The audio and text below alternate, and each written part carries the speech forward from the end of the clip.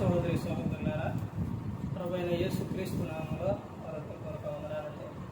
ముందుగా ఇంత మంచి సమయాన్ని ఇచ్చిన తండ్రి దేవునికి ప్రభువైన క్రీస్తు ద్వారా కృతజ్ఞతాస్తుతులు చెల్లిస్తున్నానండి. అందరూ బాగున్నారండి. వాక్యం చదువుకొని ప్రార్థన చేసుకున్న తర్వాత పాఠంలోకి వెళ్దాం. యోహాను గారు రాసిన సువార్త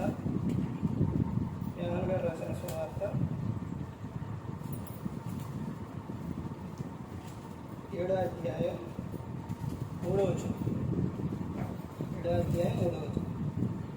ఆయన సహోదరులు ఆయనను చూసి, నీవు చేయుచున్న క్రియలు నీ శిష్యులను చూసినట్టు ఈ స్థలం విడిచి యూదియాకు వెళ్ళుము.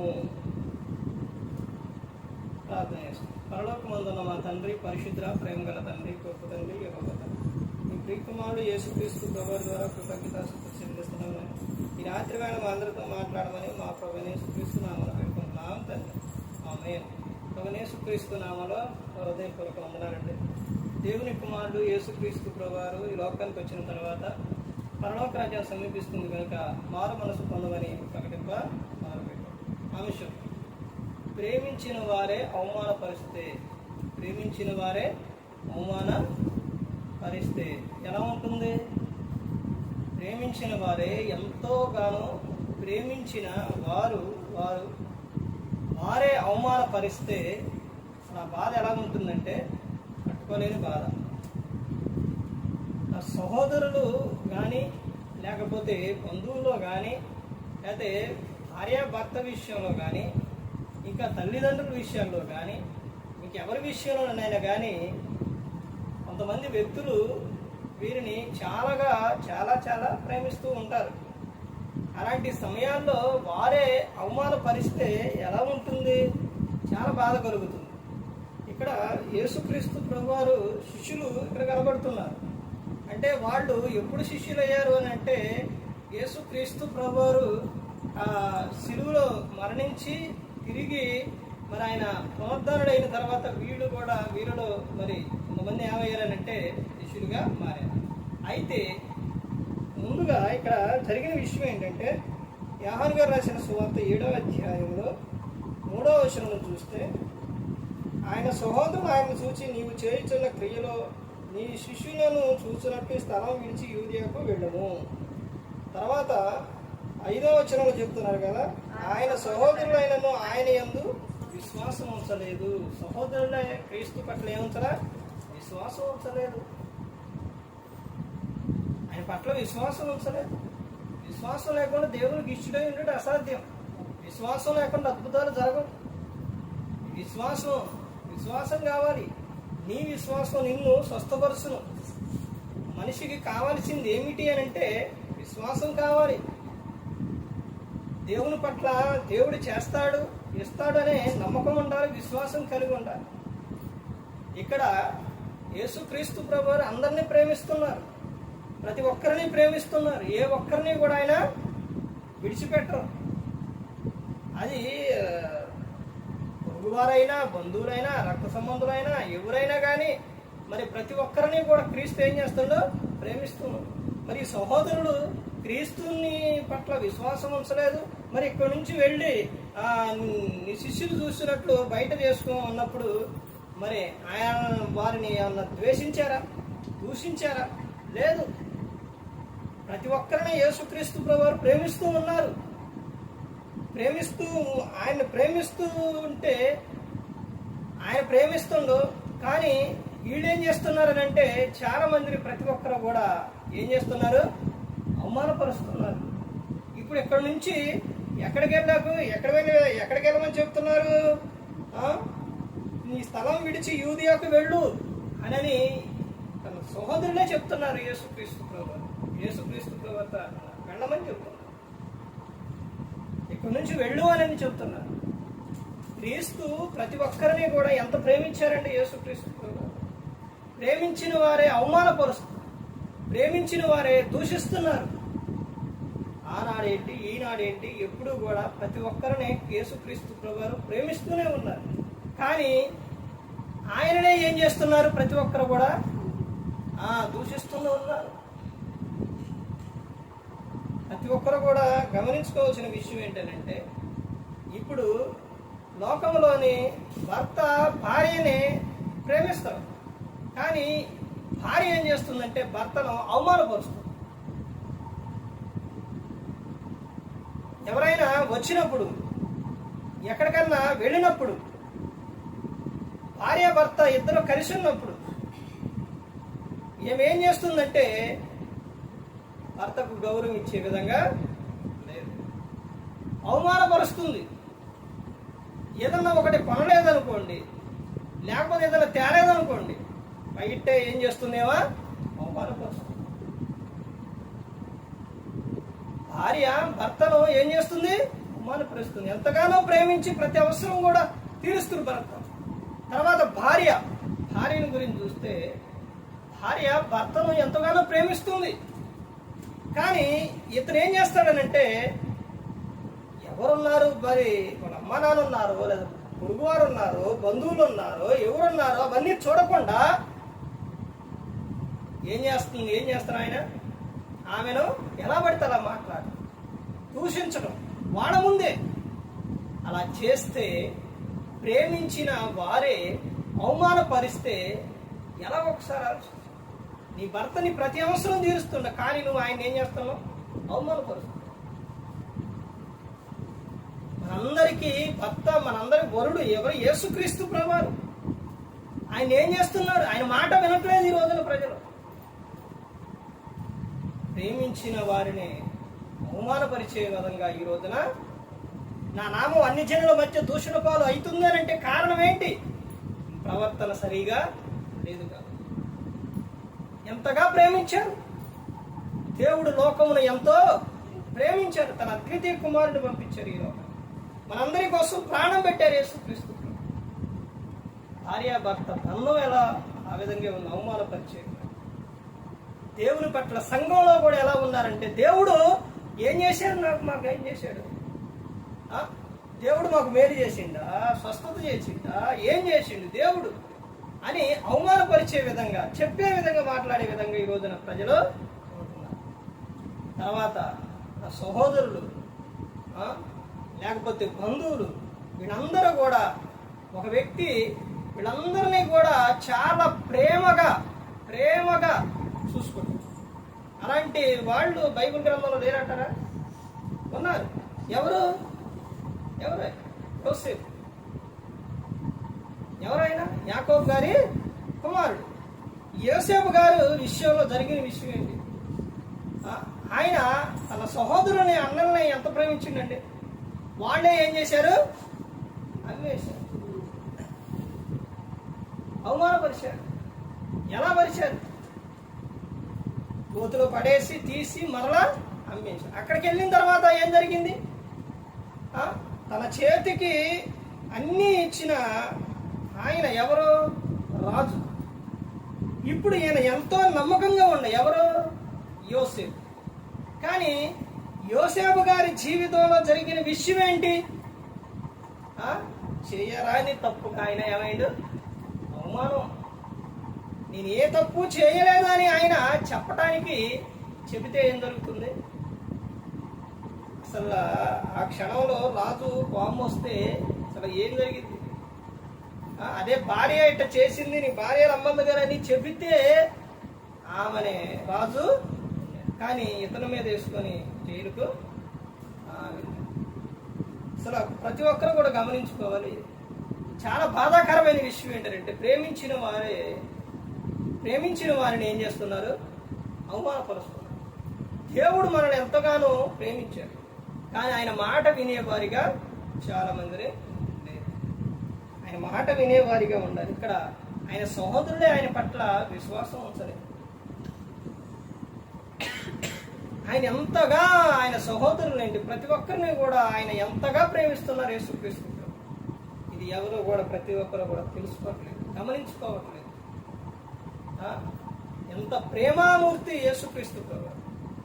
కానీ ఇక్కడ అంత ప్రేమ చూపిస్తున్నారు, నువ్వు మారకపోతే అక్కడ అంత బాధాకరంగా. నువ్వు మారాలని, మార్పు చెందాలని, నువ్వు బాగుండాలని నువ్వేదన్నా కానీ యేసుక్రీస్తు ప్రభు ఆయన. భార్య భర్తను ఏదన్నంటే నాకెందుకులని ఇంటి యజమానుడు వెళ్ళిపోతే, ఇంటికి రాకుండా దూరంగా వెళ్ళిపోతే, కొన్ని రోజుల పాటు రాకపోతే కుటుంబం పరిస్థితి ఎలా ఉంటుంది? అసలు ఎలా ఉంటుంది? కానీ భర్త ఏం చేస్తారు? అయ్యో నా భార్య, నా పిల్లలు, నేను వెళ్ళాలి, నేను తీసుకెళ్ళాలి, ఏంటి ఆయన చెప్పి తీసుకెళ్ళాలి. ఇవన్నీ ప్రతి ఒక్కటి కూడా భర్త, ఇంటి యజమానుడు చేస్తూ, కానీ ఆయన్నే స్త్రీ తర్వాత పిల్లలు వాళ్ళందరూ ఏం చేస్తూ ఉంటారు? అవమానపరిచే విధంగా ఉంటారు. ప్రేమించిన వారిని అవమానపరిచే విధంగా, నువ్వేం చేసినవంట స్త్రీ, నువ్వేం తెచ్చినవంట. పురుషుడు లేకపోతే ఇప్పుడు ఎక్కడికి వెళ్ళి తీసుకురావాలి? ఇది ఇప్పుడు గృహంలో ఒక ఇంటిలో జరుగుతున్న విషయం, భార్యాభర్త మధ్య, ఆ విషయాన్ని ఇంకొక వ్యక్తికి కానీ బయట కానీ తెలిస్తే ఇంటి రహస్యం ఎక్కడికి వెళ్ళిపోతుంది? బయటికి వెళ్ళిపోతుంది. ఇంటి గుట్టు బయటికి వెళ్ళకూడదు. అసలు ఎలా వెళుతుందంటే, గుట్టు అనగా ఏంటంటే, ఇంటి గుట్టు అనగా అర్థం ఏంటంటే, దాని అర్థం ఏంటంటే ఇంటిలోనే ఉండేది, ఒకళ్ళలోనే ఉండేది. అర్థమైందండి? అంటే ఇంకొక వ్యక్తికి నువ్వు చెబుతున్నావంటే ఆ విషయం అది గుట్టేనంటవా? మరలా చెప్పిన తర్వాత ఏం చెబుతారు? మళ్ళీ ఎవరికి చెప్పమాకే అంటారు.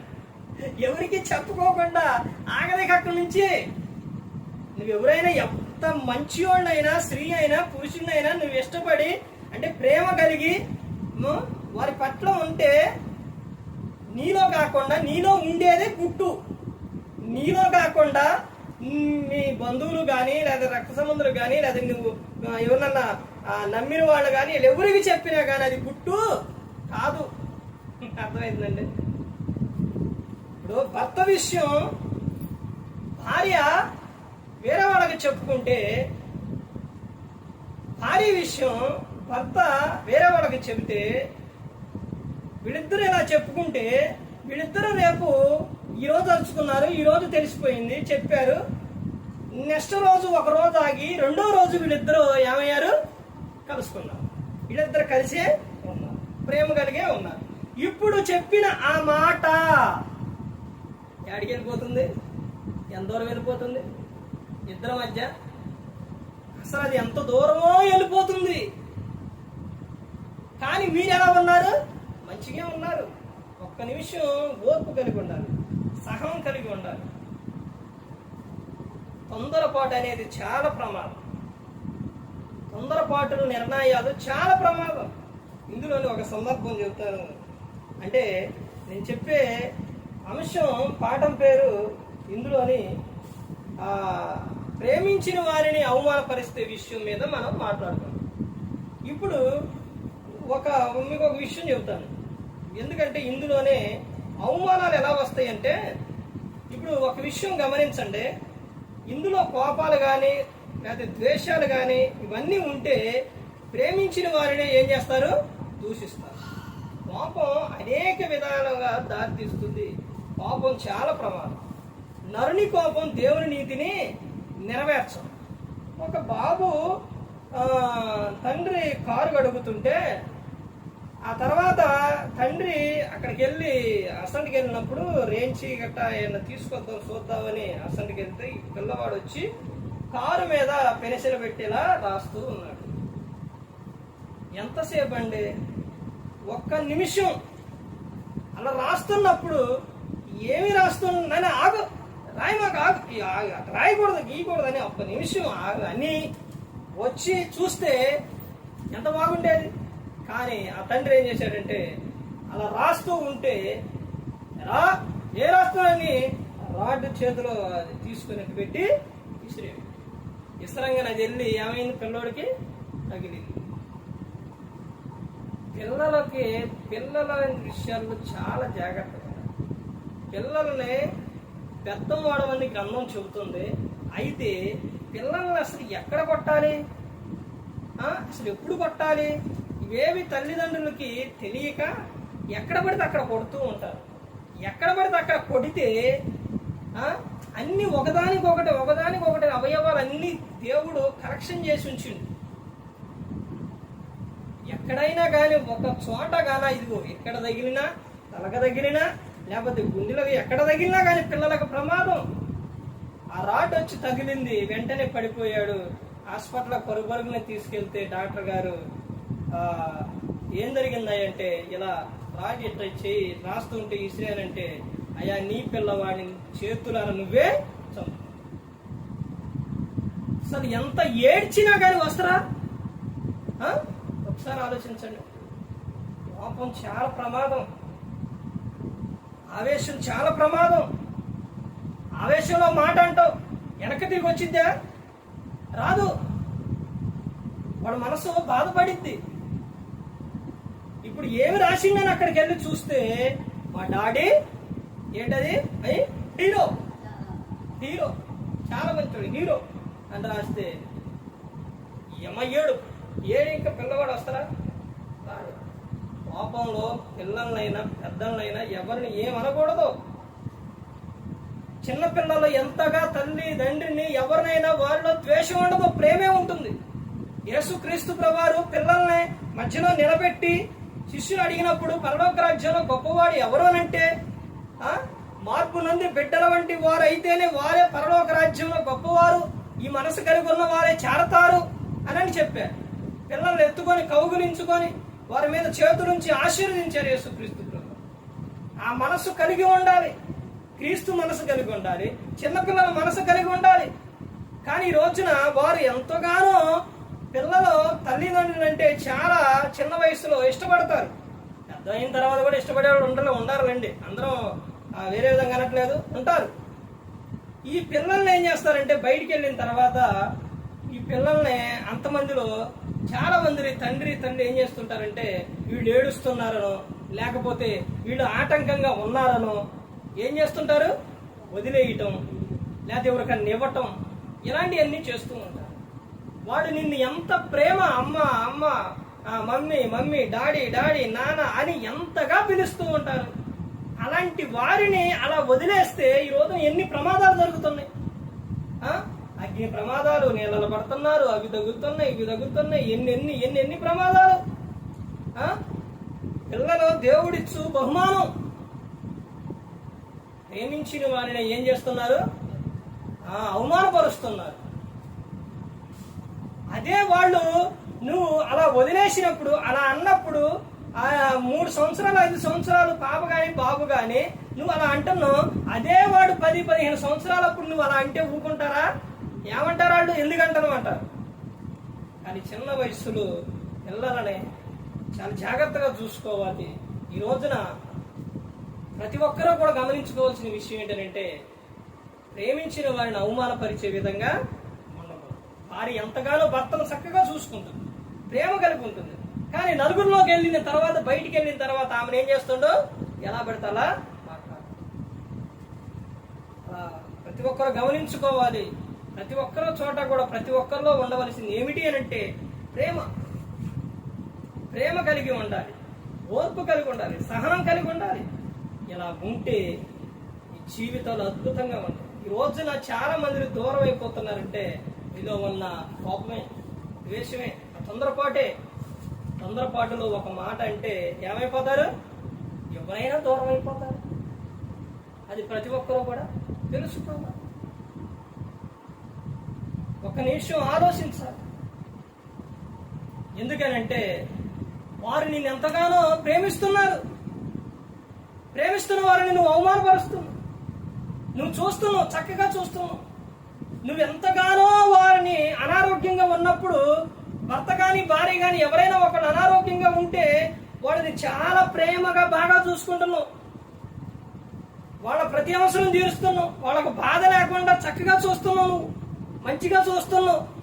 అలా చూసి ఒక్కసారి ఏం చేస్తున్నావు? నాలుగు వదిలేస్తాను, నోరు వదిలేస్తాను. నువ్వు చూసిందంతా ఏమైపోతుంది? అర్థమైపోతుంది. అదేనండి, నువ్వు ఎంత కష్టపడ్డావు, అంత చేసి నువ్వు ప్రయోజనం ఏమో బైబిల్ గ్రంథంలో చెప్తాను. యాకోబు గారు రాసిన పత్రిక చదవండి. చాలా అర్థం, చాలా విషయాలు. నువ్వు ఆజ్ఞలన్నీ పాటించి ఒక్క ఆజ్ఞలో తప్పిపోతే, వింటున్నారండి, తప్పిపోయినట్టే. మన నోట్లో ఉన్న చిన్న అవయవం నాలుక, దాన్ని కంట్రోల్ చేయకపోతే దేహం మనకి ఏం చేస్తుందంట? చిచ్చు పెడుతుంది. చిన్న నిప్పు రవ ఎంత అడవిని దగ్గర పెడుతుందో అలాగే నాలుక కూడా చిన్న అవయవం అయినప్పుడు దాన్ని జాగ్రత్తగా నువ్వు ఎంతగానో చక్కగా చూసి ఒక్కసారి నువ్వు నీ నోటితో ఏదైనా ఒక మాట అలరాని మాట, బాధ కలిగే మాట అంటే నువ్వు చేసిన ప్రయాసం అంతా పోతుంది. అందుకని గమనించుకోవాలి, క్రైస్తవ జీవితం అంటే పోరాటం. ప్రతిరోజు కూడా జాగ్రత్త కలిగే, ప్రేమించిన వారిని ఎప్పుడు కూడా అవమానపరిచే విధంగా, మన ప్రేమించింది, మన కోసం ప్రాణం పెట్టింది యేసుక్రీస్తు. ఆయనకు మహిమకరంగా, దీవెనకరంగా ప్రతి ఒక్కరు కూడా జీవించాలి. ఆయనకు అవమానం తెచ్చే విధంగా ఉండకూడదు. క్రైస్తవం అంటే అందులో ఏం కనపడుతుందండి? వింటున్నారండి? క్రీస్తు.